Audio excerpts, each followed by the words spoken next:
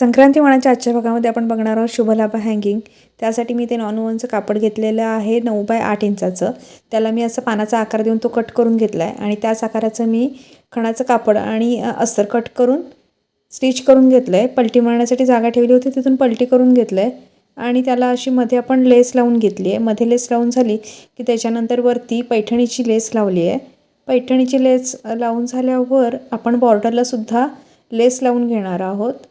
लेस लावल्यावर त्याला आपण असं वरती हँगिंगसाठी इथे माझं अटॅच करायचं राहिलं होतं, त्यासाठी मी थोडंसं शिलाई सोडवून तिथे मी हँगिंगसाठी हुक अटॅच केलं आहे आणि त्याचबरोबर खाली मी त्याच्यासोबत बीड्स आणि पॉम असं ॲड करून खाली हँगिंगसाठी अटॅच केलं आहे। आणि हे शुभलाभचे पॅचेस आहेत ते मी फेविबॉन्डच्या ह्याने चिकटवून घेतले आहेत। तुम्ही त्याला B700 किंवा फॅब्रिक ग्लूसुद्धा वापरू शकता, त्याने सुद्धा ते इझिली अटॅच होऊ शकतं आणि असं